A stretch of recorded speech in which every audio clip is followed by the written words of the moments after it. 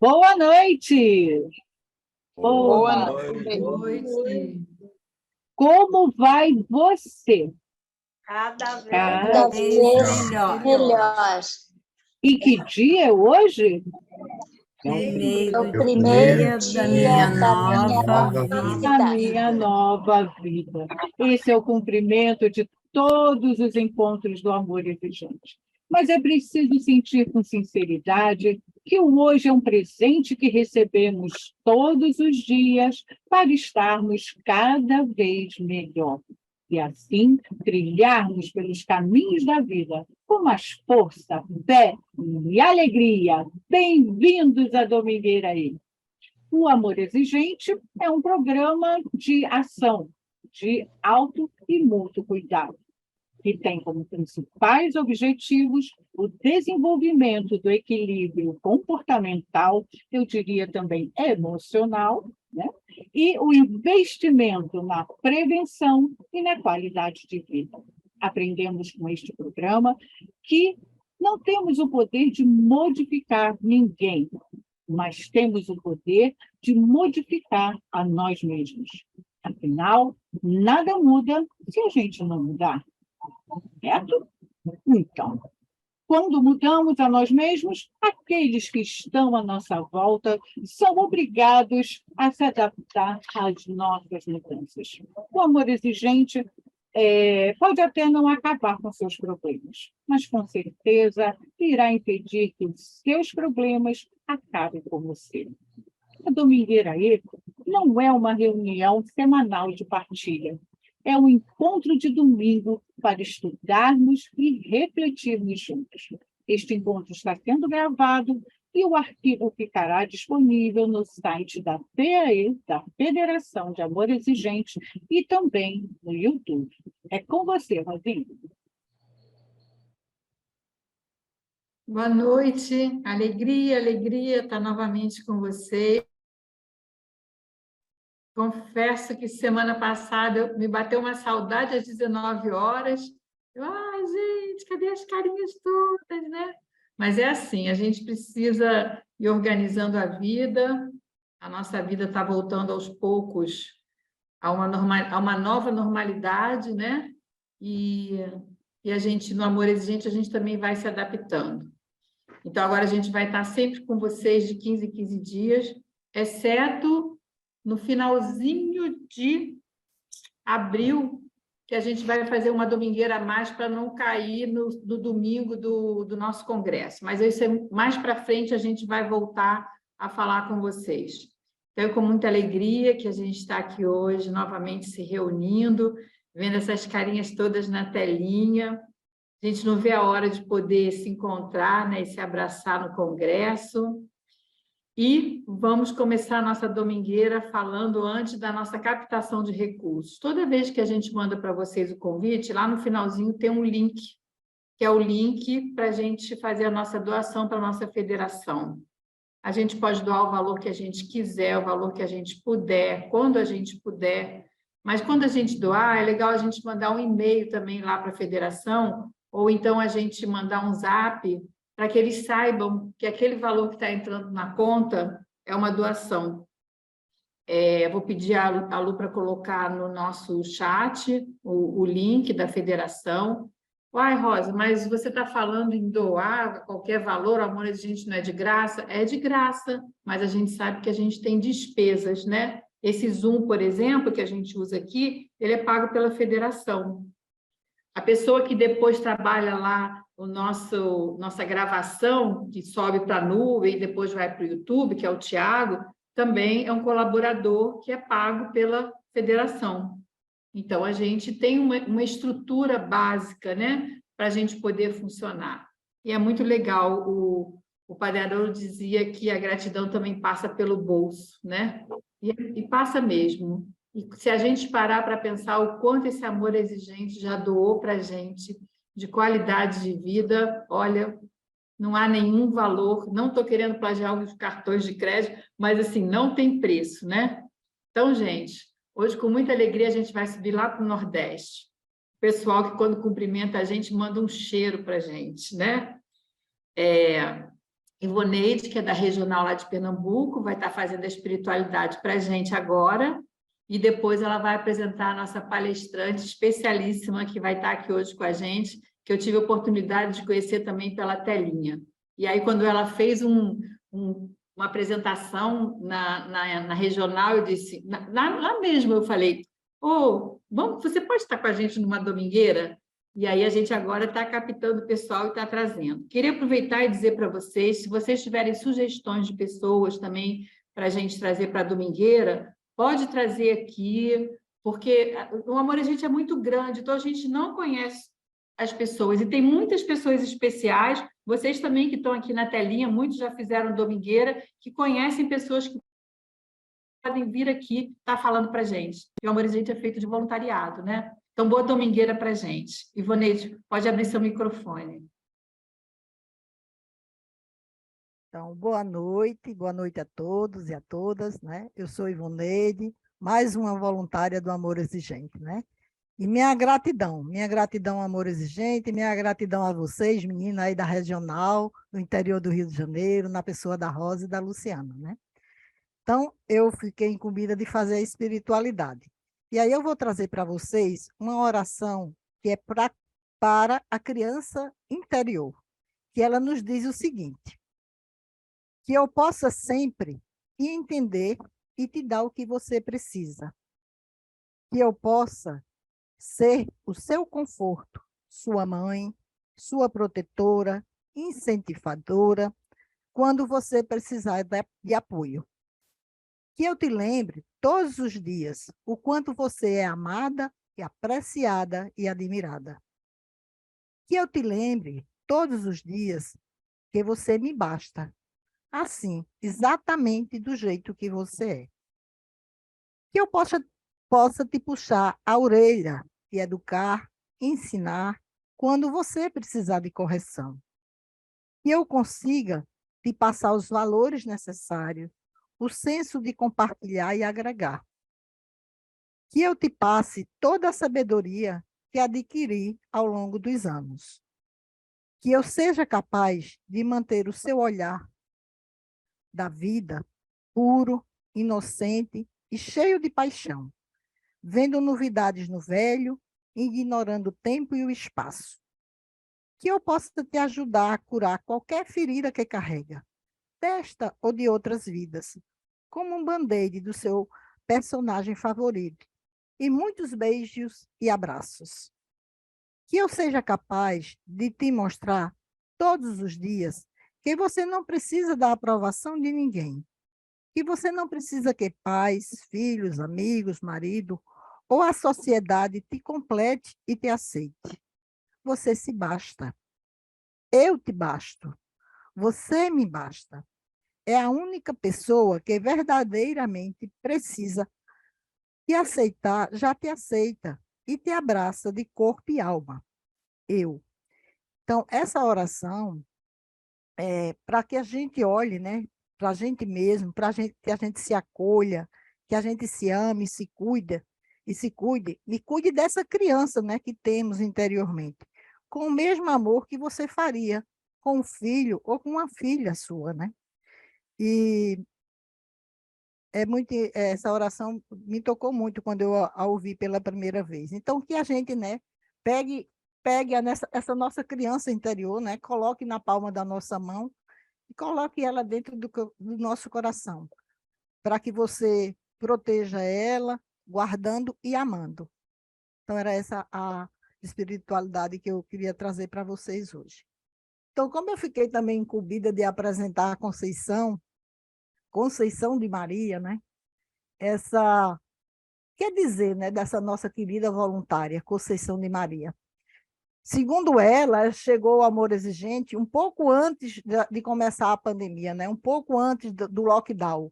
Ela começou frequentando o grupo Vera Cruz, é um grupo aqui de Recife, né?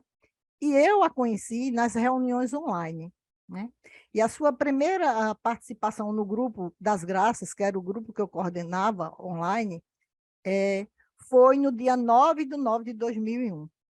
E eu só a conheci pessoalmente o ano passado, né? Ela é uma mulher, como todas nós, uma profissional, uma esposa, uma mãe de 3 filhos, avó, né? Que na vivência do seu dia a dia, né, passa por problemas e dificuldades relacionados à dependência química e à codependência.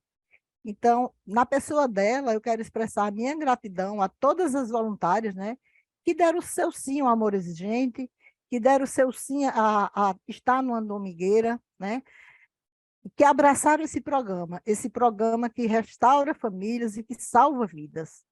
Então, minha amiga Conceição de Maria, né, agora que a gente tenha uma excelente domingueira e que a fala dela nos dirá um pouco mais da pessoa que ela é, né? Então, vamos ouvi-la atentamente, né? Com muito carinho, com muito amor, como todos nós fazemos aqui no Amor Exigente. Então, minha amiga Conceição de Maria, a palavra é sua. Então, uma ótima domingueira para nós.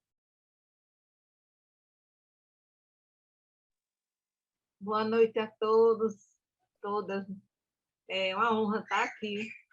Agradeço a Deus e aos meus filhos, né, que me trouxeram até aqui, porque eles me conduziram a caminhos que eu vim chegar aqui. Então, eu sempre digo, meus filhos são as bênçãos que me trouxeram até aqui, porque ninguém passa em vão o que eu passo, o que eu já passei, e passando aqui na Terra, sem nada, sem nenhum propósito. Oxe, alguma coisa tinha. Agradecer também, né, meu analista que está aqui me prestigiando e que me aguenta, né, dizer 100 vezes a mesma coisa. O doutor Júlio, como é importante, né, ter esse apoio, porque o Amor Exigente, ele conscientiza você de que você é um dodói e que você precisa se cuidar. E aí você cria, como um povo, os seus tendões, né? Diga agora como é que eu vou fazer, né? Para poder me organizar. Aí eu queria que Ivoneide... É Ivoneide, não é a outra moça, como é o nome dela? Luciana, que vai te apoiar. Isso. Olha, eu botei limites, alienação parental e drogadição. Por quê? Eu botei a palavra limite, porque é um acordar. O limite é o muro que nos acorda, né? O limite, ele é a fronteira que nos diz até aqui, né? Você vê que o mar, ele só avança resgatando aquilo que é dele. Então, o povo diz, o mar avançou. Não, ele está pegando aquela área que o homem tomou para si. Então, até ali, não mais adiante, né? Alienação parental. Por que alienação parental e drogadição? Porque a alienação parental, ela provoca, é um dos fortes provocadores da drogadição. Então, se a gente puder acordar sobre esse assunto no sentido de despertar, né? Porque existe o acordar no sentido de fazer um acordo, existe o acordar no sentido de despertar. Então, vamos despertar para a alienação parental e investigar até que ponto nós somos alienados ou alienadores, né? E quais são os gatilhos que estão levando a gente a fazer isso? Por que estamos fazendo isso? Em que nós precisamos melhorar essa lei como instituição socialmente reconhecida com o Amor Exigente, né? Porque o Amor Exigente tem uma função social muito séria. Então, essa lei, né, de 14.340, que foi planejada, ela sofreu uma pequena alteração. Mas vamos lá, vamos passar o primeiro slide.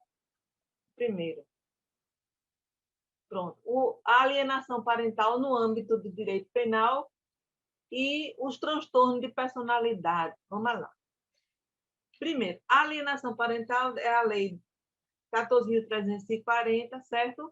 E ela sofreu, então, se fala sofreu, não é que foi um sofrimento, mas ela passou por uma modificação de regras na lei que o senhor Jair Bolsonaro botou, que eu concordei, que ela antes ela tirava a pessoa, bania do poder familiar.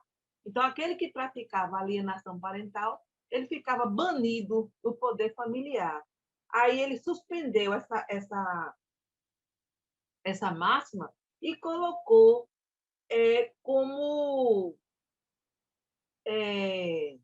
apenas até a alteração da guarda e multa. O que eu achei muito bom, porque quando mexe no bolso, a pessoa se questiona. Então, por exemplo, o alienador ser obrigado a pagar terapia, o alienador ser obrigado a indenizar aquela pessoa que sofreu aquilo. Né? Então, a alienação parental, por que ela se tornou uma coisa penalmente vista? Né? Existe um projeto de lei aí querendo chegar a 3 anos e meio de prisão para o alienador. Né? Não sei se seria prisão, mas no Rio Grande do Sul, como ele é a parte do Brasil mais célere, mais eu digo célere porque eles são muito bons em jurisprudência, em fazer o direito. Então, eles têm, por exemplo, a casa de acolhimento para homens violentos. Isso é muito importante, para que esses homens passem por terapias e aí eles possam reencontrar a sua família e resgatar esses vínculos que é rompido por causa do vício, por causa do baixo limiar de frustração. Então, no direito penal, a alienação parental foi acolhido devido à demanda pública que pedia esse olhar da justiça para essas pessoas que eram tolhidas de um convívio afetivo salutar. Por quê isso? Porque o direito acolheu, são feitas assinaturas, vai para o legislativo, aí vai para o executivo, e aí começa a executar a lei, e aí nasceu a lei da alienação parental. Por quê? Esse abuso emocional estava trazendo muito transtorno, e traz. Por exemplo, 85%. Aqui, eu fiz uma pesquisa de campo num lugar chamado... não esqueci o nome, mas CEPLANT, é Central de Plantão. Eu fiz uma pesquisa e 88% das pessoas que são detidas ou que iam responder por menor potencial ofensivo eram adictos. Sem sombra de dúvida. E todos eles, eu fui pesquisar, olhei e vi. Ou não tinha o nome do pai, ou na hora que era colocado o nome do pai, quando indagava, a pessoa não sabia onde o pai estava. Geralmente a mãe falava: aquele desgraçado serve para nada. Nunca esteve junto.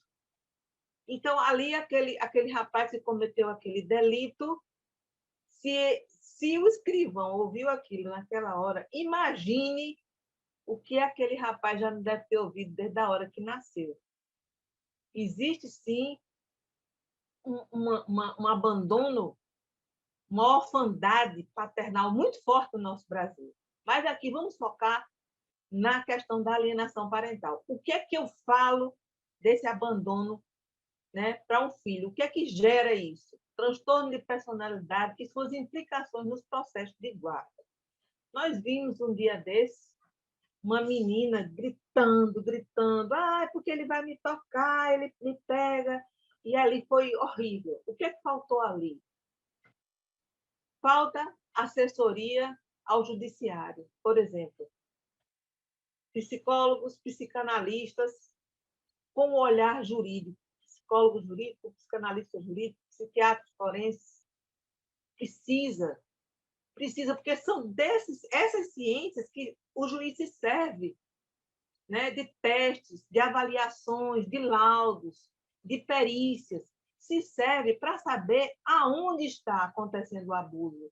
Então, ali faltou, houve a perversão de algumas das partes, ou o pai realmente estava tocando na filha, ou essa mãe estava inserindo mentiras na filha.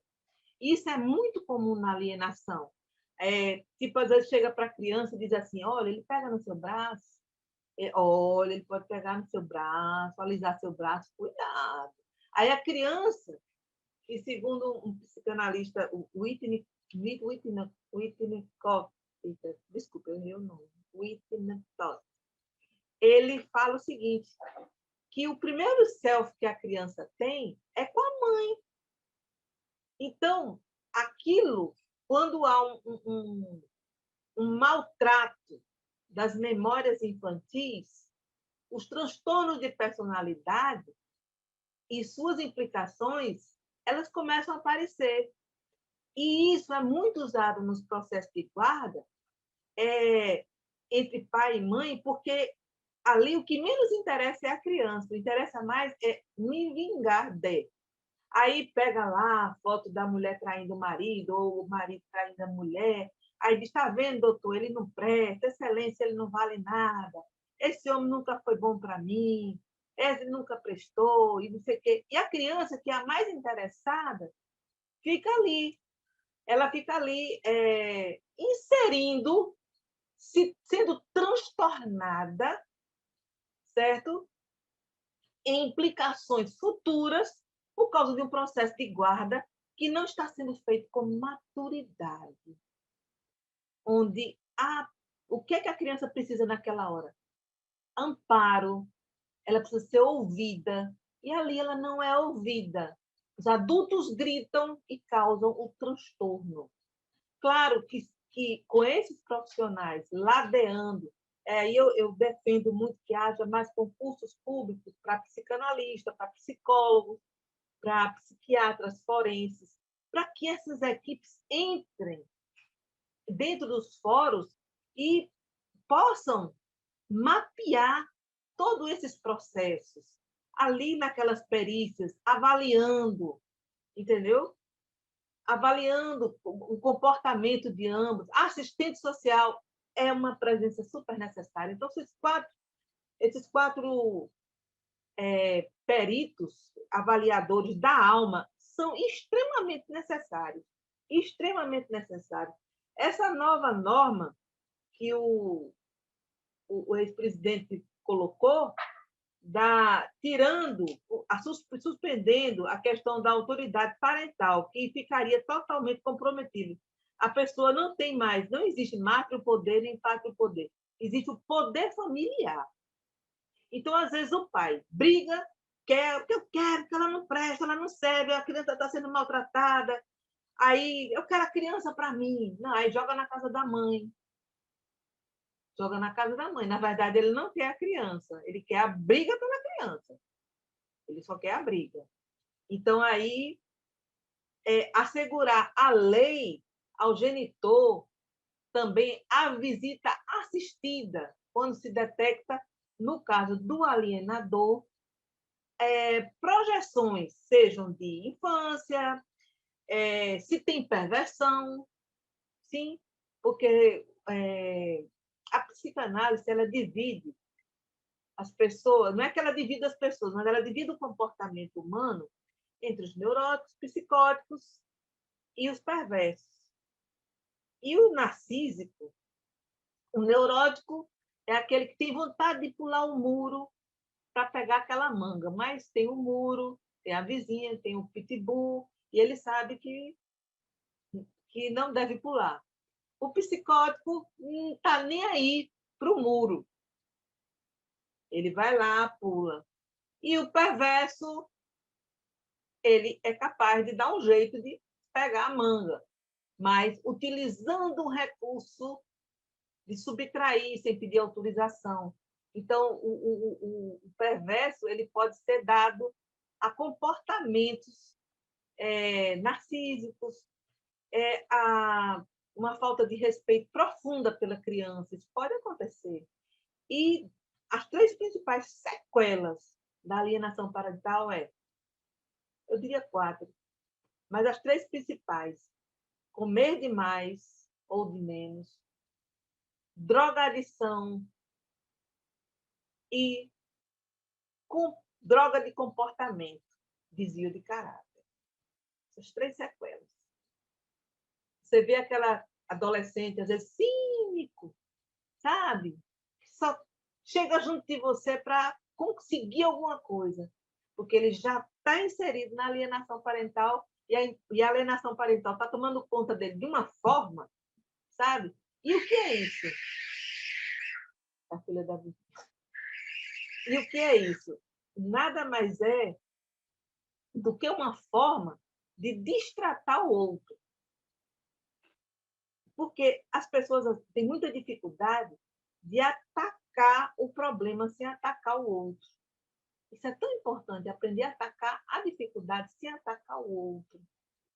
E na alienação parental, se ataca muito a pessoa e não o problema, as formas de falar. Então, pode a outra figura, por favor? As consequências emocionais da ausência paterna. Aí se pode também perceber na figurinha uma fragmentação.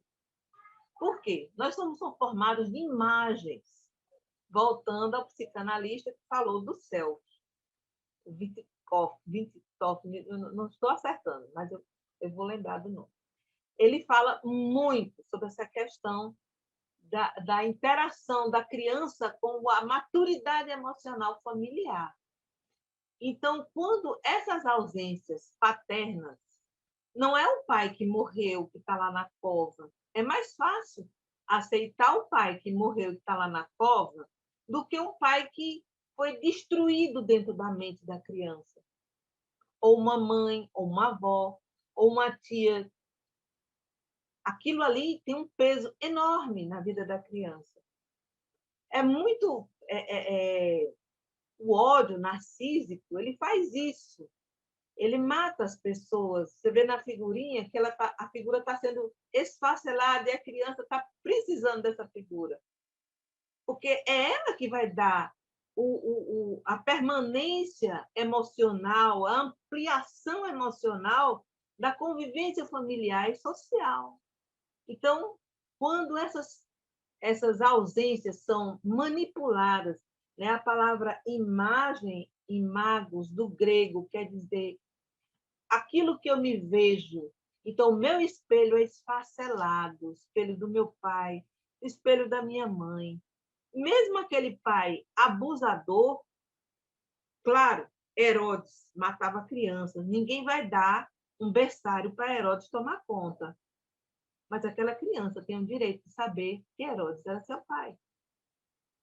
Mesmo que seja Herodes. E por que ela está distante? Porque tudo dito com muita sinceridade, não é aquele pai que ganhou na justiça o direito de sair com a filha, aí chega lá e fica todo mundo mudo. Não. É aquela sinceridade que é necessária e de dizer, olha, a minha história com a sua mãe terminou por isso, isso, isso, ou ao contrário. Mas isso não significa que eu não ame você. Então, os alienadores têm uma necessidade de controle muito grande sobre a criança. Porque a criança alienada, ela não pode manifestar o afeto. É outra coisa terrível, terrível. Porque se ela chorar no Natal com falta do pai ou da mãe alienado, ela vai ser criticada. Então, é um choro calado. Esse choro vira ansiedade. Eu tive um paciente, certa feita, que ele me falou, disse assim, eu disse, o que lhe aliviou quando você descobriu que seu pai estava vivo? Ele disse que me aliviou foi a maconha. Porque quando eu fumava, eu sentia aquele alívio. De saber que ele estava vivo e que ele era um monstro que minha mãe falava. Por que muito se fala que a mulher faz mais alienação? Porque a tendência daquela que dá de mamar, daquela que gerou, é ficar com o filho. Há uma cultura machista de que a guarda deve ser ficada com a mãe, né? E isso é perigoso, porque a mãe, quando ela está sobrecarregada, ou quando ela é narcísica, ou quando ela tem traumas neuróticos obsessivos não trabalhados né, ela pode abusar da sua autoridade parental e destruir aquilo que é precioso, descontar na criança. Você está igual ao seu pai? Você está fazendo igual ao seu tio. Olha aí. Está vendo você repetindo? É para você saber mesmo que seu pai não presta. Se ouve, se é falado.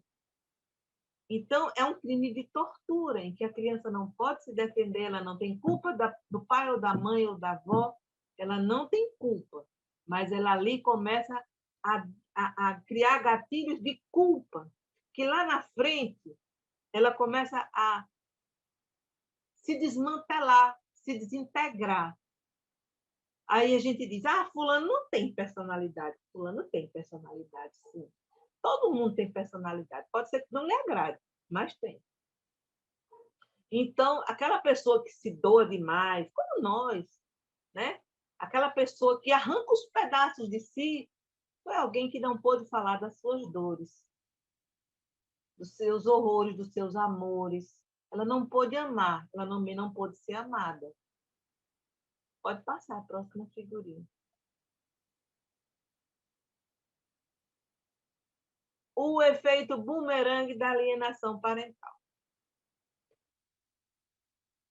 Muitas mães que queixam dos filhos adictos ou do filho rebelde, é aquele filho que ela alienou, ou o pai, o avô, alienou, falou, e lá na frente eles se voltam contra os seus carrascos.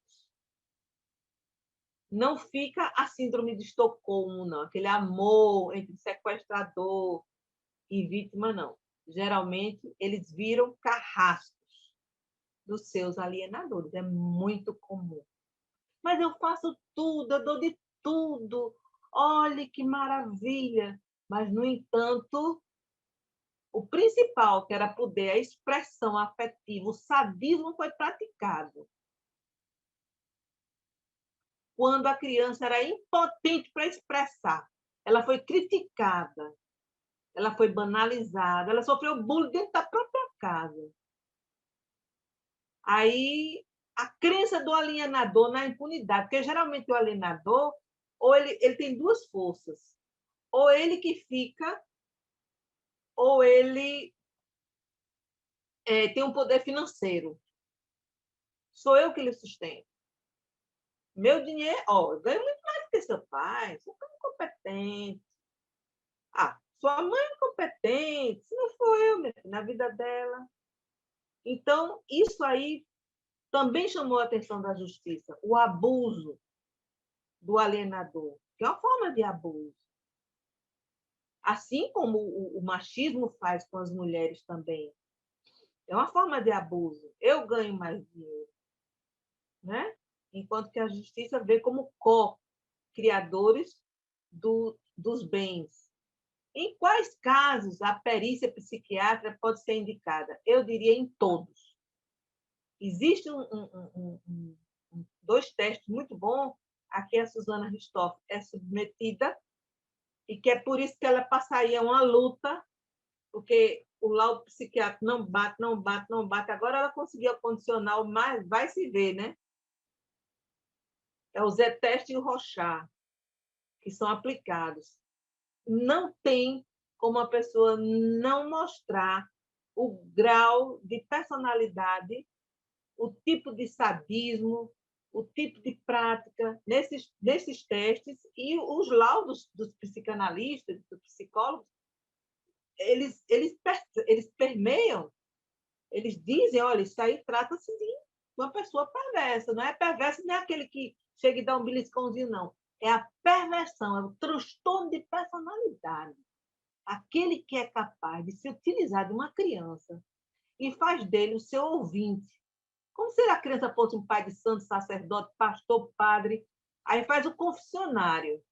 Não, sente aqui, você vai ter que me ouvir. Olha, você precisa saber que seu pai não presta. Você precisa saber que sua mãe não vale nada. Sua mãe nos abandonou. Seu pai nos abandonou. Seu tio que vem aí, serve não. sua avó, ela é uma bruxa. Essa mulher não vale nada. Você não sabe o que ela me fez. Isso é um perigo. Então, essas acusações rompem os vínculos. E quem leva pior é a criança. Porque qualquer punição penal, civil que se deu, alienador, é pouca. É pouca. Diante do desgaste de personalidade que essa criança, do sofrimento que essa criança vai passar. E é esse sofrimento aí que ela vai se aliviar no traficante. Por isso que ela adota o traficante, às vezes até como um pai. Quantos eu não vi? Eu vi um primo meu, tinha um cara que ensinou ele a tomar droga. E ele disse, eu tenho como pai. Pode passar a figurinha, por gentileza. Denúncia caluniosa é crime. É muito comum nos crimes de alienação parental a mãe dizer, mas ela não pode deixar a menina com o pai não, que ele pode tocar em partes dela. Aí, como eu já falei no começo, chega para a criança e diz, olha, se ele coçar muito sua cabeça, ele tocou aqui em você. Aí a criança, que ela tem a parte lúdica dela é muito abrangente. Aí o que é que ela faz? Se aquilo não é verdade, aquilo passa a ser, ela afirma. Ela afirma, ele me tocou mesmo. Porque aquela pessoa que amamentou ela, contou para ela que é verdade e ela vai acreditar piamente naquilo que ela está dizendo. Não é que não aconteça, não. Acontece. E não é só homem que abusa, não. Mulher também abusa. Tia também abusa. A avó também, avô, tio. Pode acontecer. Claro que pode. 95% dos abusos são cometidos dentro de casa. Como diz Caetano Veloso, o menino se perdeu entre a sala e a cozinha. Então, não é muito longe, não. É dentro de casa mesmo. Então, o que é que se faz? Se reconhece a doença de Herodes. Herodes é um pedófilo, sim, mas Herodes é seu parente. Vamos manter a distância de Herodes. Herodes não vai cuidar das criancinhas. Mas Herodes existe na nossa vida. Então, não é brincar. Aqui, a Câmara agrava a pena para falsa comunicação de estupro. Porque estava havendo demais. Inclusive, a banalização. Qualquer coisa eu chego lá e digo que ele tentou me violentar, ou que ele tentou violentar a criança. Então, a invisibilidade de crianças e adolescentes em litígios conjugais, já falei, nas varas de famílias. Isso é muito importante. A invisibilidade das crianças nas varas de família. Por quê? Porque eu defendo que cada vara deveria ter um plantonista, vara de família, psicólogo, psicanalista, assistente social, professores que trabalham com essas crianças devem estar atentos, certo? E alienação parental é responsabilidade civil do alienador. Como é isso? Paga a clínica, paga a terapia, paga a análise, paga a psiquiatra, paga o remédio. Porque essa criança, mais adiante, ela vai mostrar sim. Ela vai se tornar um adolescente insuportável. Mas por que ela é insuportável? Porque não teve suporte. Ela não teve suporte. Eu estou tentando ver aqui essa outra figurinha, mas... Qual a pena para a prática da alienação parental? Bom, tem um projeto de lei aí que está 3 anos e 5 meses de cadeia. Eu sou contra, porque eu acho que cadeia no Brasil não reforma, só deforma. Eu acredito que um tratamento obrigatório, aí diz, mas não vai fazer terapia, obrigado. Tem tanta coisa que a gente não fazia quando era criança, não era obrigado, né? Era uma luta para comer, comia obrigado. Hoje eu como espontaneamente. Então,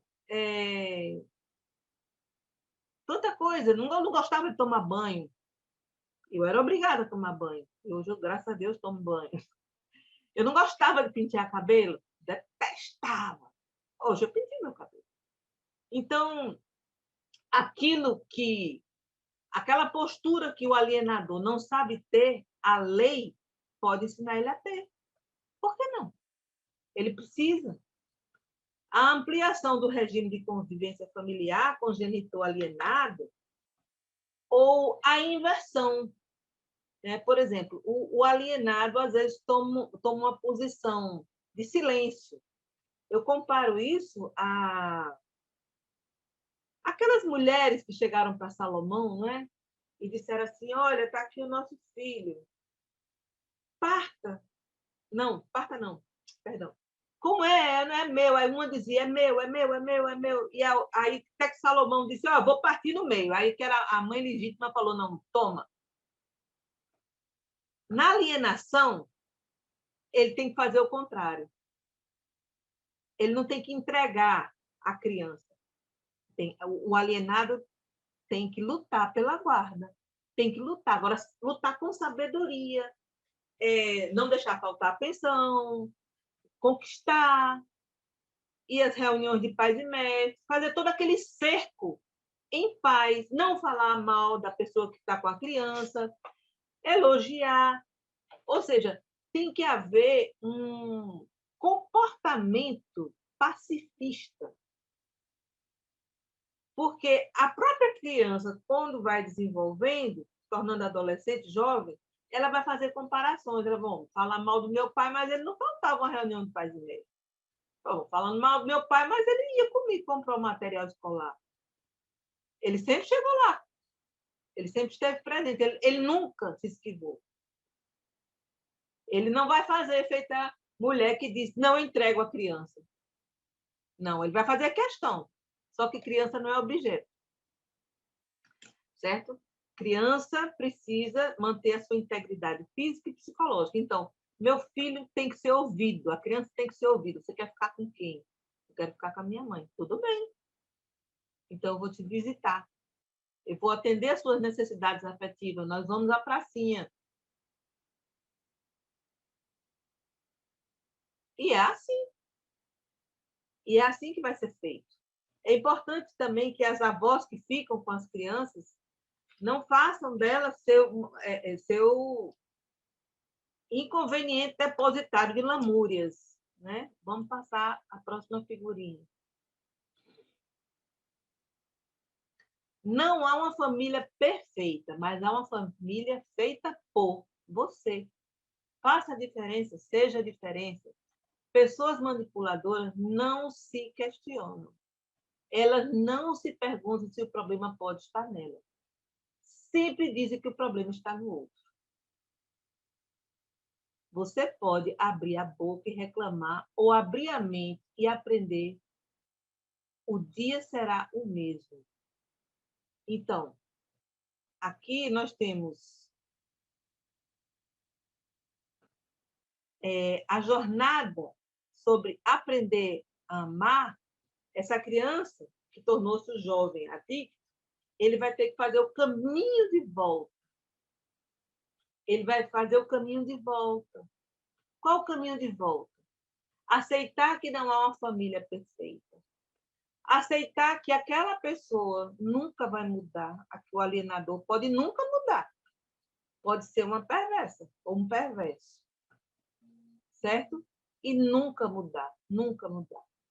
E sempre se comportar. Fazer 90 anos e com aquela mesma fala repetitiva, aquele mesmo transtorno opositor, aquela mesma forma maldosa de lidar, certo?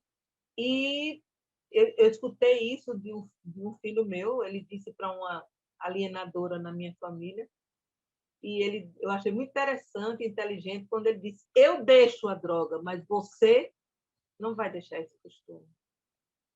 Dito e feito. Eu deixo a droga. E você vai deixar? Essa coisa de falar mal da família? Esse mau hábito. Há um texto de Salomão que diz assim, eu gosto de Salomão, Os mexericos são comidas finas que descem para o mais interior do ventre. Como gostamos de saboreá-los. Por que a fofoca faz todo mundo gostar da fofoca? Por que quando tem uma batida, todo mundo se levanta dentro do ônibus, vai para a mesma janela que fica mais próxima para ver a desgraça alheia? Ninguém fica sentado para fazer uma prece, para dizer, ajuda essa pessoa. Não, todo mundo quer ver. Por que essa necessidade de pão e circo, de miséria? Por que essa necessidade? Porque existe uma prática nociva de vícios comportamentais, de hábitos negativos. Se a gente se acostumar a só escutar músicas ruins, a gente vai depois praticar essas músicas ruins. Se a gente se acostumar só a ouvir coisas ruins, a gente também vai ter aquele costume. Então, o mau hábito faz com que a gente se acostume, assim como a gente vê aquela figura destroçada dentro da gente e a gente acostuma que a gente não serve, que a gente não presta, que a gente não vale muita coisa, que a gente não é preciosa e que aquele elogio não é para a gente, ou aquele é presente, aí chega a pessoa e diz para você, oh, não precisava, não. Ou então, eu não mereço, mereço sim, mereço. Por que não? Por que não você? Por que não sua jornada seja sobre amar você? Isso serve para nós muito como codependentes, que somos vítimas de alienação parental. Muitas de nós fomos vítimas. E nós repetimos esse comportamento. Eu gostaria de passar a figurinha. De passar essa figurinha.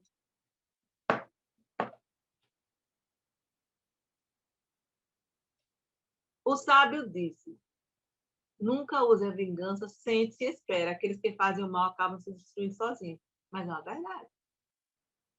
É uma verdade. É a volta, é o bumerangue. A outra diz, gente, quem são vocês na boca dos seus parentes? Jesus disse que nenhum profeta seria bem aceito na sua casa.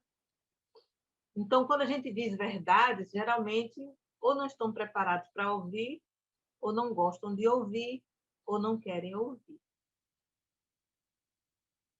Então, qual é a proposta? Eu coloquei essa figura aqui,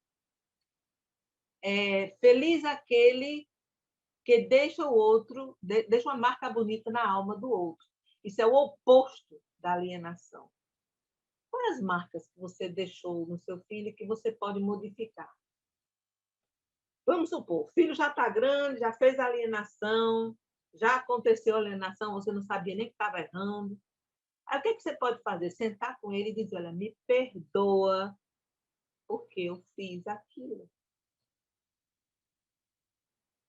Aquele filho cínico que só quer você para comprar roupa de marca, coisas boas, só quer tirar vantagem. Quando você senta com ele e diz, olha, eu gostaria que a nossa relação permanecesse de forma não patrimonial, mas de forma afetiva. Então, foi o que eu fiz de errado, eu fiz isso. Não tem um mês eu pedi perdão ao meu filho mais novo. Não por ter deixado o pai dele que nos espancava, não. Eu pedi perdão porque a forma como eu fui lutar pela guarda dele foi uma forma errada. Eu usei... Eu permiti que ele ficasse num abrigo por 5 dias.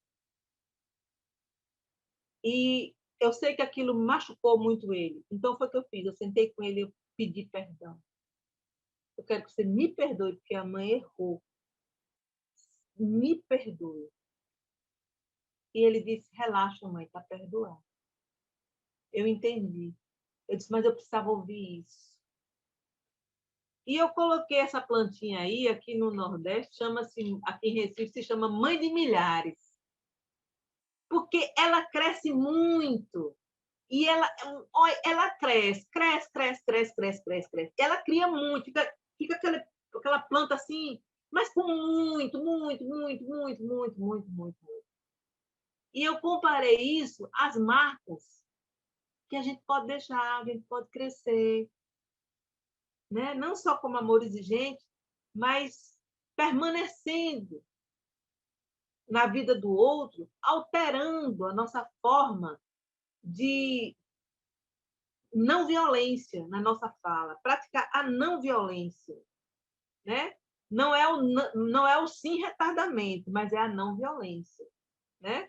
A gente não vai ser abestalhado, mas a gente vai ter a prática da não violência. Eu gostaria que passasse a figurinha. Precisamos perdoar a nossa família por suas imperfeições. Ó, você vê aí a mãe jogando no pai, o pai jogando na criança. Então, aquela frase de Renato Russo, são crianças como você, o que você vai ser quando você crescer. Então, nossas famílias, elas têm umas dificuldades, e o nosso princípio desse mês são as raízes.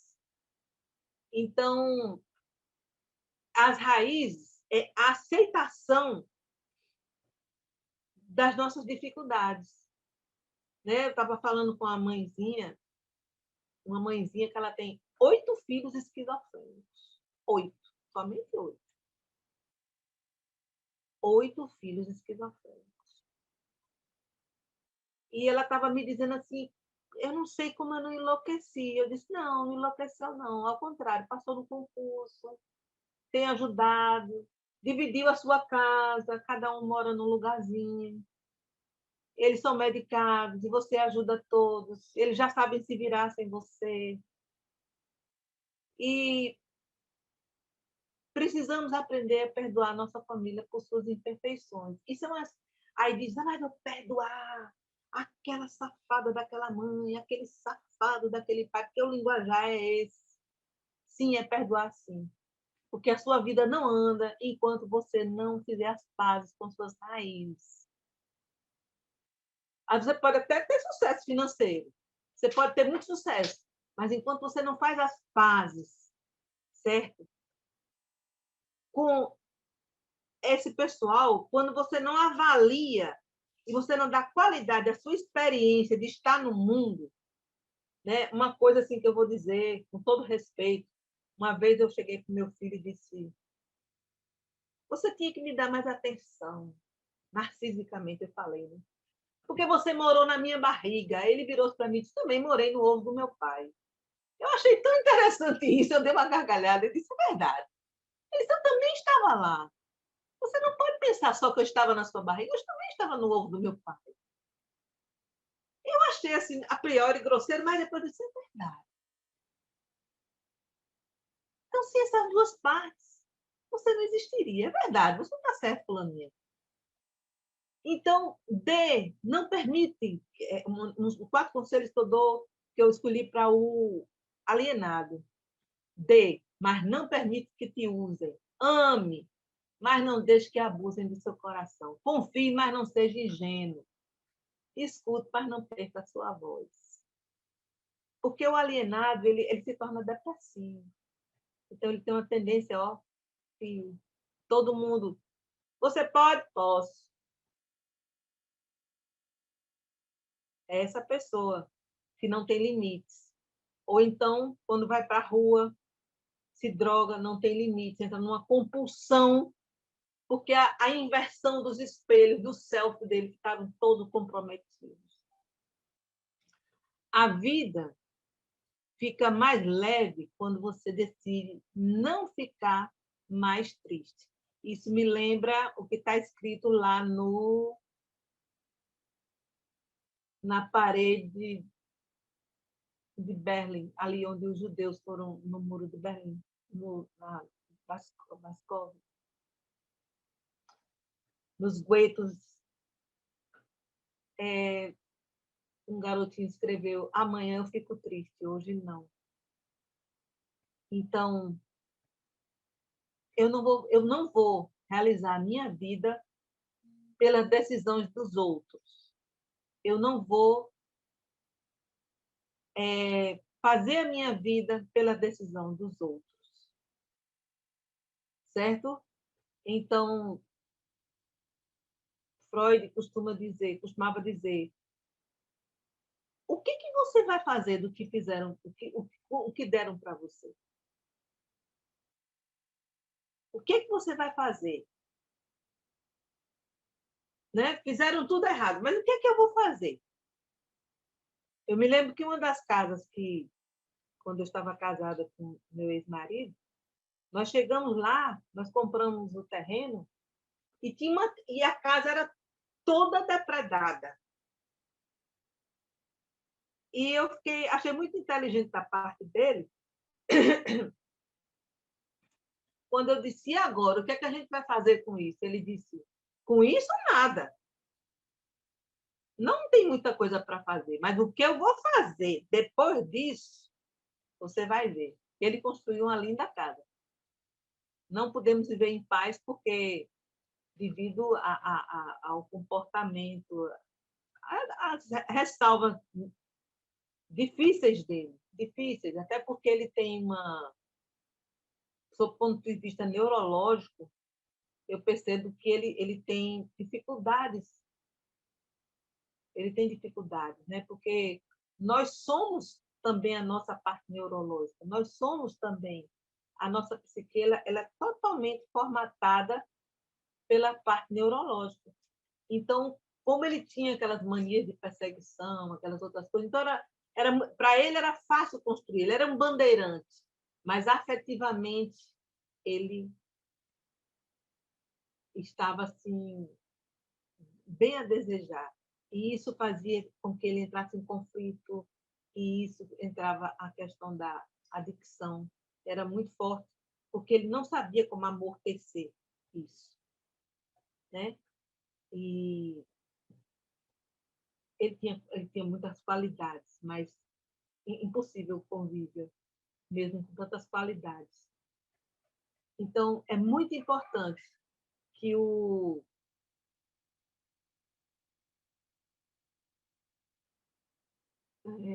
a escuta não perca a sua voz. Quem escuta não perca a sua voz.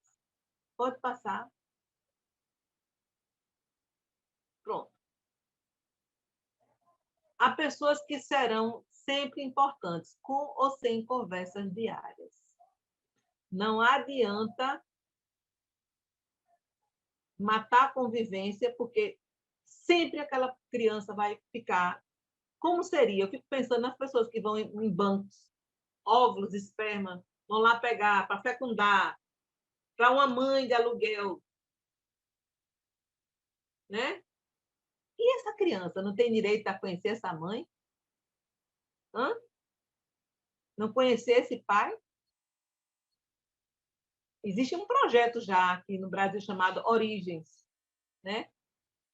Filhas pedem liberdade do pai como presente de Natal e o juiz atende. Elas fizeram uma carta contando que, apesar do pai ser um preso e ter sido preso por herança tal, elas queriam a liberdade provisória deles no Natal, e elas conseguiram, porque era muito importante para elas, independente dele ser.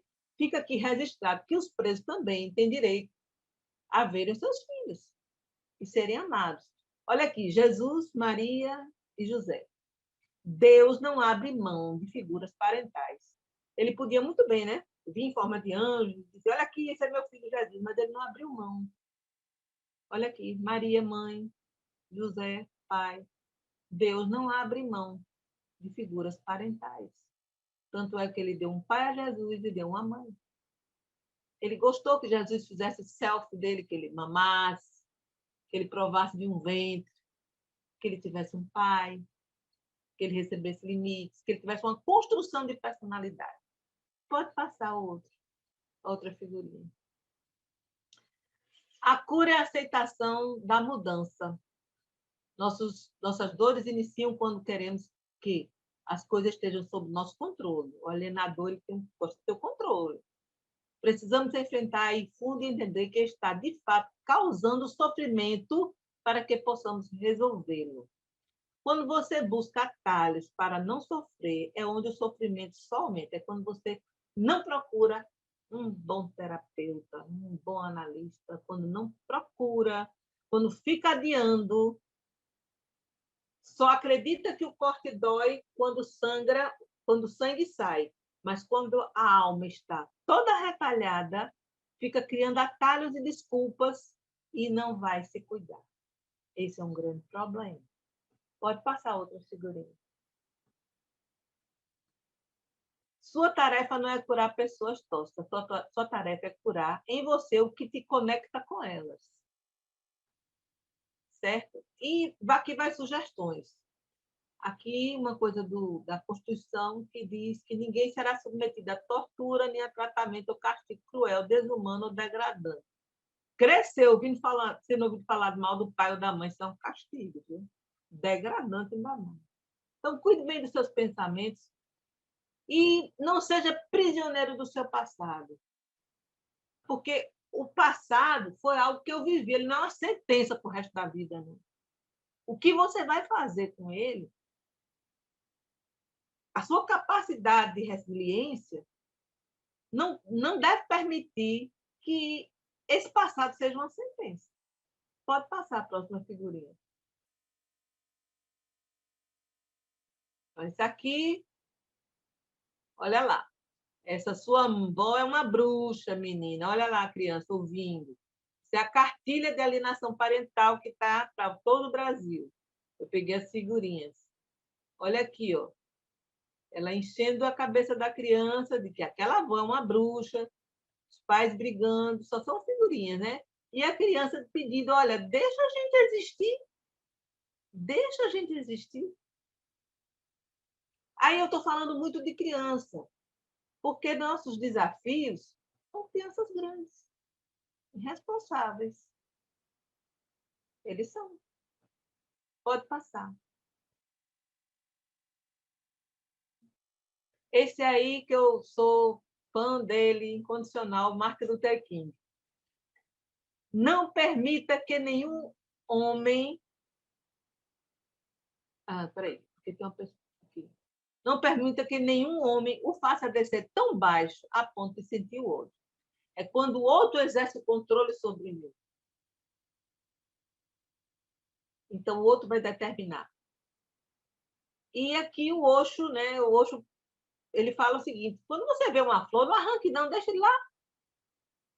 Então, deixe a pessoa florescer, não deixa a pessoa crescer, mostrar suas potencialidades. Tem gente que aliena o filho até da profissão. Não, você não pode, não, tem que fazer isso aqui, porque eu quero isso aqui, porque é melhor para você. Né? E no meio eu achei lindo esse bordado aí. Quem dera que por descuido houvesse uma pandemia de consciência e empatia. É muito importante isso. A empatia. Então, quando você vê um buquê de rosas na planta, deixe lá. Lá é o lugar delas. Quando elas ficarem murchas, você pode fazer alguma coisa, algum enfeite, mas não necessariamente. E ser controlado pelo ódio é uma forma do outro exercer domínio sobre você. Não permita esse domínio. Pode passar para a próxima. Esse aqui é o alienado que pede perdão lá adiante. Me perdoa por sempre ter tido medo e não ter vivido a vida que você merecia. Ela dizendo para ela mesma, né? E não importa o que você tem, importa o que você é. Nós estamos numa época muito difícil em que você é avaliado pelo que você tem, não pelo que você é. E é difícil a gente ser comparado, sabe? Mas aqui nós temos uma das causas da alienação parental. É a mãe exausta. A mãe que faz tudo. É a Mulher Maravilha.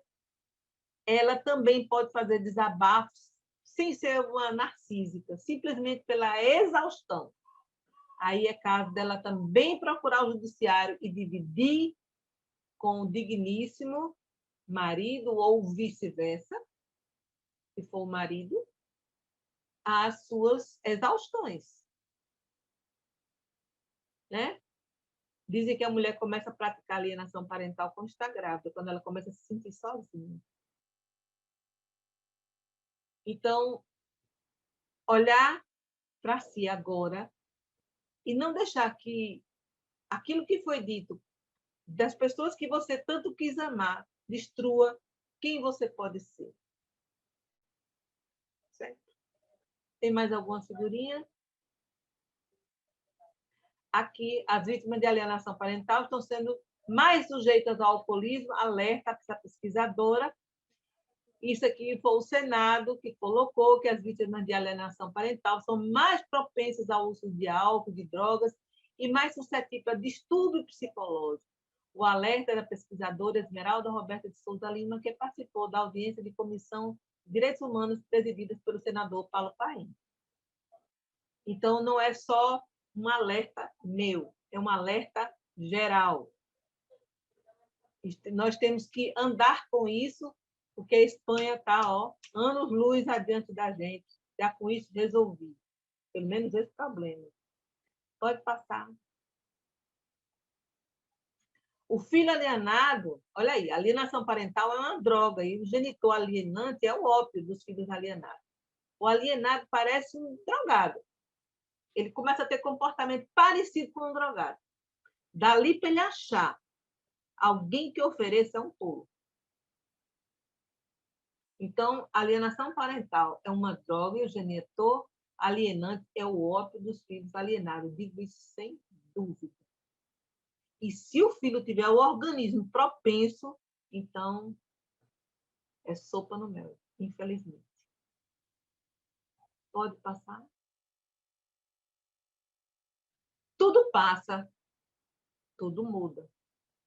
Se você mudar. Então, se você falava, não fale mais mal, seja de quem for, dentro da sua família. Se você fez, peça perdão. Se você vê que tem algo de neurótico, obsessivo em você, procure urgentemente um profissional. O cientista disse que nós somos feitos de átomos, mas um passarinho me contou que somos feitos de história. Por que eu coloquei esse surfista? Porque eu vi aí um escritório de trabalho. Eu achei tão interessante quando ele fica ali dentro da onda, ele fica sozinho. É como o adicto fica com a droga. Não é que o surfista seja drogado. Mas eu acho interessante que eles ficam ali, eles procuram na droga um acolhimento, uma concha, um meio de dizer ao mundo: eu só me suporto assim, porque eu não suporto o que está lá fora. Então, eu vou ficar aqui dentro dessa onda aqui. Eu vou ficar dentro dessa concha, porque é insuportável estar dentro de casa. Tem mães que chegam, às vezes, no amor exigente, dizendo: meu filho é um desafio, meu marido é um desafio, e às vezes a maioria de nós aqui somos um desafio. Nosso comportamento, a nossa boca para abençoar ou para amaldiçoar pode ser um grande desafio. Tem mais figurinha? Tem a gratidão. Eu quero agradecer ao Eterno, a Deus, né? Aos meus filhos. A minha história é muito rápida. Porque se for contar, vai dar um livro de 100, vai dar um livro de 48. Tá óbvio, eu não vejo de longe, só vejo de perto. Vai dar. Eu tenho 3 filhos abençoados, né, adictos, né, que agora é TUS, portador de uso de substância. Eu sou uma codependente, né? Eu me trato com psicanálise, eu também trato a questão da síndrome do pânico, da ansiedade, porque o saldo que vem, tanto quando você sofre alienação parental, quando você é vítima do alienador, o saldo somático, psicossomático, é muito severo. Então, eu fui atacada na imunidade, né? Fui uma pessoa que passei por abuso sexual e uma série de coisas. Mas eu digo hoje assim que, graças a Deus, a psicanálise, ao amor exigente, aos livros, só por hoje, né? A gente vai falar bem, aprender a falar bem. Não é só um ato gramatical, né? O padre Antônio Vieira, ele dizia assim, há 3 pessoas, no livro dele, Sermões, padre Antônio Vieira, foi do Barroco, do tempo barroco. Ele dizia assim, há 3 pessoas quando há uma fala. Há de se ter o ouvinte, a pessoa que ouve e o Eterno dando a iluminação. Então, foi muito importante para mim ler o padre Antônio Vieira, porque eu disse assim, rapaz, eu ouvi tanto que meu pai e minha mãe não prestavam, mas o Eterno me iluminou, então ele foi benevolente comigo, ele foi extremamente benevolente, eu só tenho a agradecer, e eu sempre digo e repito isso, se eu tivesse que escolher os meus filhos, eu escolheria os mesmos filhos. Faria diferente. Muitas coisas faria diferente. Eu correria, né? Eu não entraria naquela onda quando me disseram, teu filho está fumando maconha, mais velho. Aí eu fiz, é? Aí eu falei, né? Mas maconha, né? Só maconha, né? Só maconha, né? Só maconha, né? Eu não sabia que dali ia degringolar para outras coisas. Então, eu teria sido mais esperta, mas eu já me perdoei. Eu já me perdoei porque eu casei aos 17 anos e eu, com 22 ou 23 anos, já tinha 3 filhos, depois eu tive mais 4, o Pedro, que está com Deus, e me esperando na eternidade, quero ter a honra de encontrá-la. E eu não sabia que o sabiá não sabia assoviar. E aonde ele deveria assoviar. Então, por conta disso, eu já me perdoei. Porque antes eu chegava no médico, um médico querido aqui, e eu chorava, e ele olhava assim, e passava um diazepamzinho, ele dizia aí ele tocava aqui em mim, tudo doendo, somatizando, né?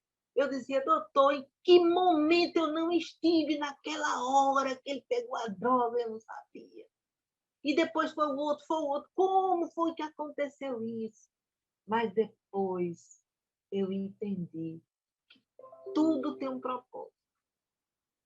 Tudo tem um propósito. Eu entendi perfeitamente, né, que se não fosse meus amores, minhas dores e meus pavores, eu não estaria aqui hoje dizendo a vocês que é possível, através da oração, através do tratamento analítico, vamos se tratar, minha gente, curar nossas feridas interiores.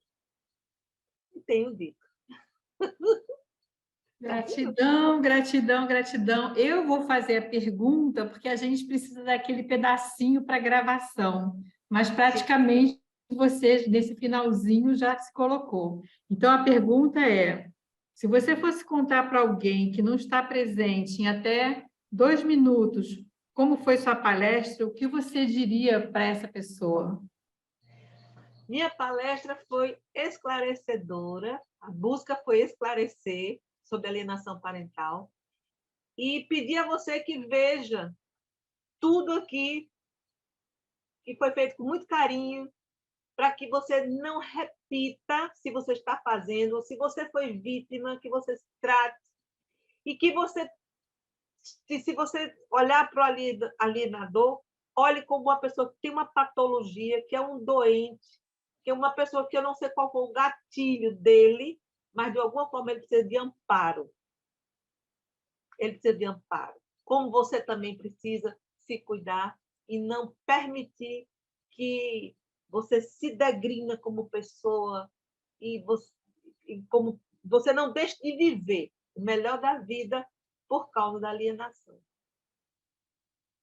Gratidão. Eu quero te dizer assim rapidamente que você me fez voltar no tempo, sem ter as palavras jurídicas, alienação parental, isso, aquilo outro, mas quantas coisas a gente foi vivendo na vida da gente que deixaram marcas e que depois a gente precisa fazer as escolhas, né, da vida.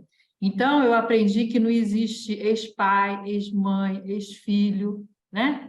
Pode existir um ex-marido, né? Mas o resto não existe. E muitas das vezes isso acaba criando, sim, dentro da estrutura familiar, traumas, que às vezes, não quer dizer também, às vezes tem uma família muito certinha, que também pode acontecer. A gente sabe que a dependência química ela não escolhe classe social, não escolhe idade, não escolhe nada, né? Mas, assim, o quanto que a pessoa, às vezes, vai fazer uma procura para poder, vamos dizer assim, amortecer a sua dor, enquanto isso, os familiares, os pais, né, estão ali brigando dentro daquela situação toda.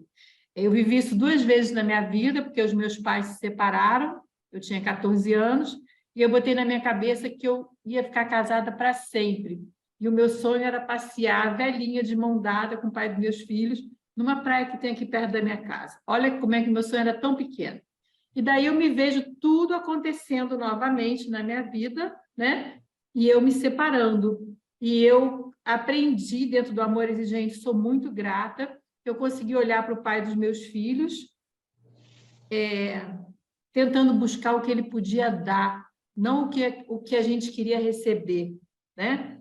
E isso fez com que a minha família, depois de muito estresse, depois de muito abandono, depois de muito distanciamento, graças ao amor exigente, a gente conseguiu se unir novamente e a gente, hoje em dia, consegue olhar para o outro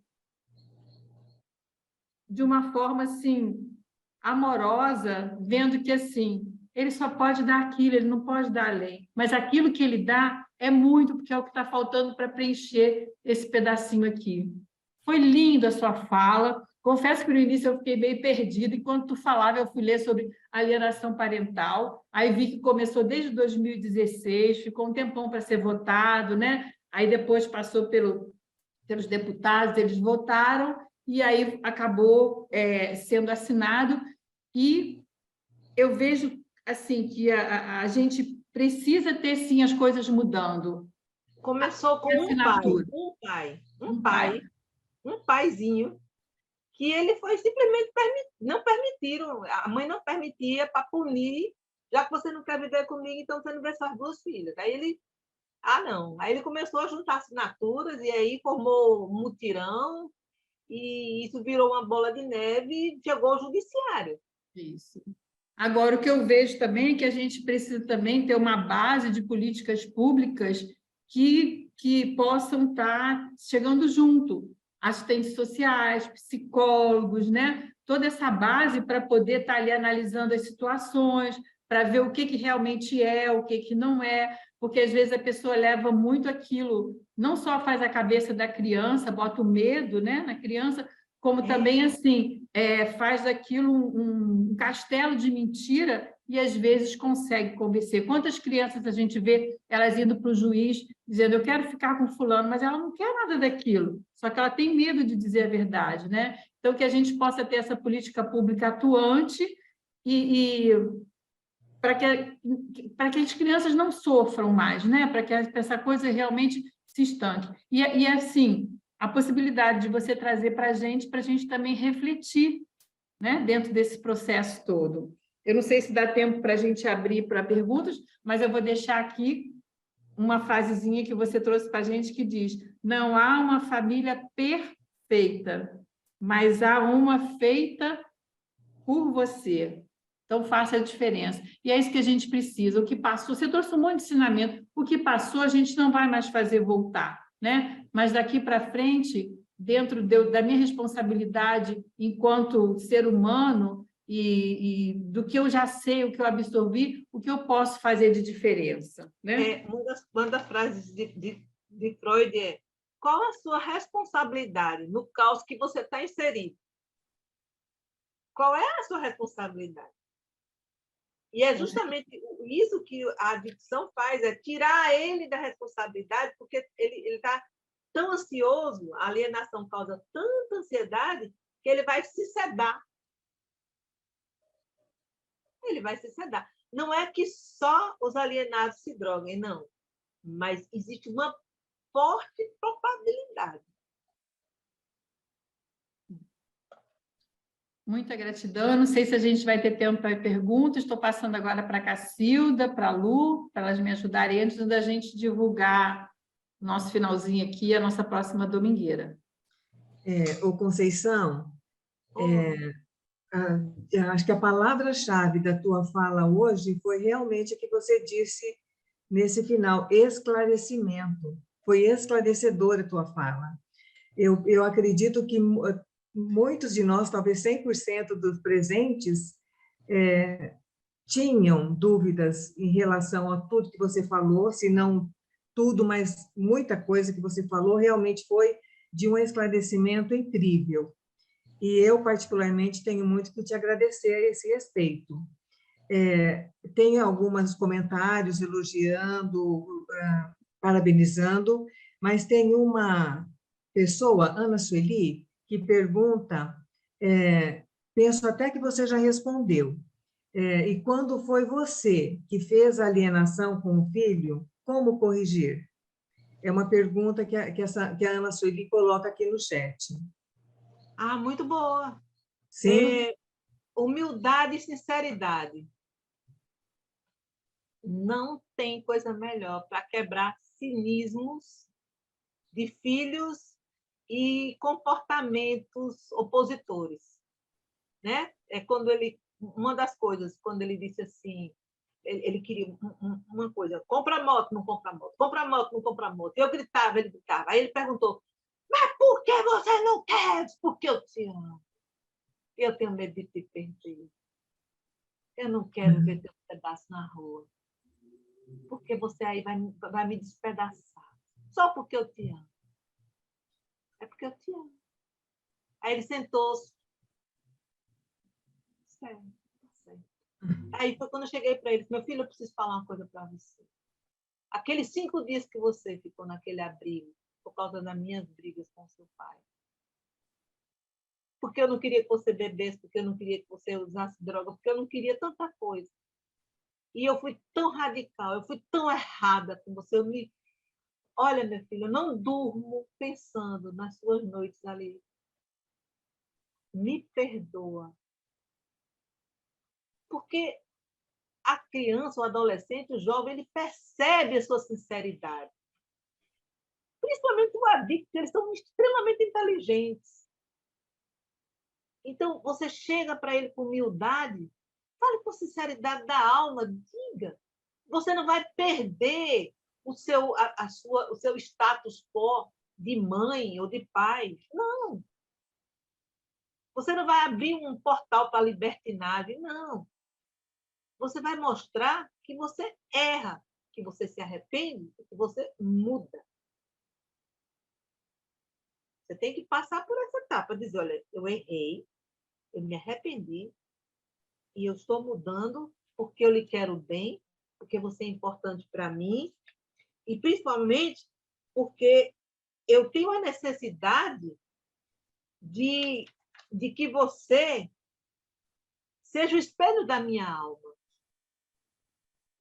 Sabe? Que você, quando você tiver os seus filhos, você também tem essa capacidade de confessar os seus erros, mas confessar em humildade, em arrependimento, em amor. Não é, colocando uma soberba inalcançável, não se tornando inalcançável. Isso não muda a hierarquia, porque não existe melhor amigo. Meu filho é meu melhor amigo. Não. Você é mãe, você é pai, ou responsável. A coisa continua assim. Mas aqui também pode-se chegar junto e dizer, olha, eu errei. Eu errei com você. Eu peço perdão. Esse é o melhor caminho. Conceição, é preferível um pai abusador do que a ausência dele? É como eu disse, Herodes matava a criança. Herodes não deve ficar tomando conta de um berçário. Mas é preferível aquela pessoa saber que aquela criatura tem uma patologia. Eu tenho um amigo que ele sabia que o pai dele era pedófilo, ele não deixou de chamar ele para a formatura, nem de bater foto. Eu disse, você chamou, eu chamei, é meu pai. Eu sei que ele tem esse desvio de conduta, mas eu o amo. Eu disse, como você o ama? Minha mãe me ensinou a amá-lo. A gente não podia viver com ele, mas a gente amava ele. A gente cuidou dele no final. É o papel da mãe, né? Como ela trabalhou esse pai, né, Conceição? Oi? Assim, o papel da mãe, como essa mãe trabalhou a imagem desse pai para essa criança. Isso foi muito bonito o que ela fez, assim. Uhum. Ele foi ser o que ele era em outro lugar. Ele não pôde mais ficar, né? Uhum. Mas ele não deixou de ser amado. Ele não deixou de ser amado. Uhum. É como os pais que estão presos porque erraram, eles não deixam de ser amados. Não precisa a criança virar uma réplica dele. Mas isso não significa que a pessoa não deixe de amar. Conceição, eu acho que a gente vai um pouco até mais além, sabe? Às vezes não é nem mais o amor que está ali, mas é o respeito e honrar, porque aquela pessoa foi a pessoa que te trouxe no mundo. Então, você está aqui porque você vê através dela. Mas essa coisa assim, de porque é pai, é mãe, eu vou ter que amar para sempre? Não, peraí. Olha, eu posso não respeitar dentro mas do... toda honra, ela afeta. E ela termina virando afetividade. Então, mas aí para mim fica um pouco meio confuso, porque assim, por exemplo, quando os meus pais se separaram, quando meu pai se separaram, eu botei o meu pai para a rua, eu abri a porta com 14 anos e tirei o meu pai da minha casa, né? E não convivia com ele, porque eu não aceitava a forma que ele agia dentro da minha família com a minha mãe. E depois entrou na minha família o marido da minha mãe. Todo mundo dizia assim, mas por que você não chama ele de pai? Eu falei, porque ele é o marido da minha mãe, ele não é meu pai. Por que você não chama ele de padrasto? Porque o meu pai é vivo. Então, quem entrou comigo na igreja foi o marido da minha mãe. Quem os meus filhos chamaram de avô foi o marido da minha mãe. Agora, o meu pai estava lá. Se ele quisesse conviver com a família, ele iria conviver. E eu, na verdade, eu não tive oportunidade de dizer essas coisas para ele, mas dentro da minha terapia eu trabalhei isso, assim, de honrar a existência dele, porque ele me trouxe aqui. Mas eu não posso dizer que foi uma pessoa que eu amei, que eu coloquei dentro do meu coração. Na verdade, foi o marido da sua mãe, foi você, né? Na hora que ela mais precisou, você foi pai, marido dela, né? Então, assim, na verdade, e tudo isso eu fui aprendendo, assim, dentro do amor exigente, a tirar a culpa, né? A entender, assim, qual é o papel de cada um dentro desse processo, né? A questão do amar vai da sua identificação interior com o que você chama de amor. Né? O meu pai, eu tinha 7 anos, ele disse, olha, fique aqui, me deixou com a boneca na mão, que eu vou ali e já volto, até hoje. Mas eu amo profundamente. Eu amo. Aí eu digo, é uma coisa de foro íntimo, eu amo. Entendeu? Eu amo minha mãe, com toda a esquizofrenia dela, com todas as vezes que ela disse, vai pro diabo que te carregue, tomara que você morra, que você se dane. Mas eu amo, eu não sei por que eu amo. Aí eu vou apelar para o Vinícius. Por que eu amo? Eu amo porque eu amo. Não, e aí é bonito que é o que você trouxe para a gente, na verdade, não é o que os outros fazem com a gente, né? É como a gente vai trabalhar isso e soltar, né? Porque, na verdade, quando a gente fica com os sentimentos ruins, eles vão fazer mal para a gente é que vai adoecer, né? E o outro está lá vivendo a vida, né? Sinceramente, se fosse você, como eu entraria com os dois, um porque me fez, outro porque me criou. Isso aí. Olha, é muito bom estar junto, mas o nosso tempo está acabando. Eu tenho que passar para a Lu agora. Gratidão, Conceição, por humanizar, né? um tema tão delicado e fazer a gente refletir sobre isso. E essa fala final agora da Rosa e da sua, muito interessante, porque a questão não é o amor, é o que eu tenho para oferecer. E as pessoas que estão adoecidas oferecem doença, ela não vai oferecer saúde, né? Mas quem está doente é ele, não sou eu. Né? E aí fica aquela questão do amor, do respeito. Pode ser aquele amor que não seja tão assim, né, expansivo por aquela pessoa, porque ela me causou uma dor. Então, aquela dor me causa uma cicatriz, e aquela cicatriz, às vezes, incomoda tanto, né, que atrapalha a gente sentir outra coisa. Mas interessante, a sua fala, o ponto que eu achei mais assim, forte para mim, ele oferece aquela dor, aquela doença, eu tenho um pouco da minha saúde ali, um pouco do meu equilíbrio, mas eu posso até não sentir amor, sentir respeito, mas o mais importante é entender que ele não está saudável, que ele está doente. E aí entra o respeito, que a Rosa falou tão bem. Entra o respeito. E o respeito é amor. Eu não consigo respeitar tudo, gente. Aí é questão da disciplina, né? Aí eu respeito ordens, mas respeitar outro ser humano, eu tenho que sentir algo, uma admiração, pelo menos, senão eu não consigo. Muito lindo a palestra. Um respeito com limites, ó. O meu limite é esse Respeito aqui, com ó. limite. Então, eu vou pronto. até aqui, daqui para diante eu já perco o equilíbrio, já não vou estar legal, vou começar a oferecer coisas ruins, né, para o outro. Né? Amor e fé são decisões. Isso aí, perfeito. Entendeu? Porque o medo, ele é o oposto da fé. Ele é o que contraria a fé. Sim. E a mágoa, ela contraria o amor. Uhum. Entendeu? Então, eu tenho cicatrizes da minha mãe, né? Das coisas absurdas. Quando eu fui abusada pelo meu padrasto, dela ter acreditado nele, não numa garota de 11 anos. Mas era aquilo que ela era. Eu já cresci, eu não posso, eu só tenho amor por ela. Uma pessoa que se suicidou, que pagou em si mesma de uma forma tão cara, e que 15 dias antes de se matar disse que me amava, que eu era a melhor coisa do mundo, e que me abençoou tanto. Eu disse, está se despedindo? Ela disse, não, mas depois soube que ela tinha se despedido de todas as amigas. Então, o que é que eu vou dizer que eu não amo? Eu comecei a enxergar as qualidades. Eu comecei a fazer uma lista de qualidades dos meus pais. Eu vi que tinha muita qualidade. Eles não ficaram, mas em algum momento eles se deram muito bem. Eu estou aqui linda e ruiva. Muito bom, gratidão, viu, minha querida? Eu vou assistir de novo, porque o arquivo vai ficar disponível, né, no site da Federação, vai ficar disponível no YouTube, eu vou assistir de novo, com certeza. Né? Vamos lá, Rosinha, apresentar a próxima domingueira?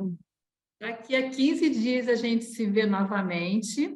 Ó, semana que vem não tem domingueira, vai dar para rever a nossa domingueira de hoje, que foi maravilhosa. E semana que vem nós vamos estar com o Fábio Magalhães, nosso presidente do Congresso, que vai estar falando qual a minha responsabilidade social na transformação de vidas. Então, a gente espera por vocês dia 29, certo? Dia 29. Então, até lá, o arquivo com a palestra da Conceição já vai estar disponível, né? A gente pode assistir. E também divulgar a domingueira, né, pessoal? A domingueira está no ar, mais de 15 em 15 dias, tá bom? Então, vamos lá. E agora, queridos, vamos falar sobre esse evento tão importante para... Opa, mudou! Tão importante para todos nós, né, da família aí. Dia 4 de fevereiro, das 14 às 17h30, webinar ao vivo, né? Um programa que salva vidas, né? É o nosso amado Amor Exigente. Então, faça a sua inscrição. Pode entrar pelo site do Amor Exigente, né? amorexigente.org.br, ou colocar a barrinha ao contrário, o webinar, que vai entrar direto lá na página do webinar, né? Esse webinar importantíssimo, porque esse valor captado, né, com as inscrições, vai custear a criação do aplicativo do Amor Exigente. Olha que bacana, né? A gente lá com Amor Exigente na palma da mão, vai ajudar muito a divulgação, né, desse programa que salva vidas. E agora, então, passando a palavra para a nossa querida Ivaneide fazer a nossa oração da serenidade e a gente encerra o encontro de hoje. Depois de uma domingueira, né, assim, de muitas reflexões, que a gente feche nossos olhos e nos conectemos com o nosso poder superior para fazer essa oração que nos diz: eu seguro a minha mão na sua, uno o meu coração ao seu, para que juntos possamos fazer aquilo que sozinho eu não consigo. Concedei-me, Senhor, a serenidade necessária para aceitar as coisas que não posso modificar. Coragem para modificar aquelas que eu posso e sabedoria para distinguir uma das outras. Força, fé e alegria. Alegria, alegria. Gratidão, gente.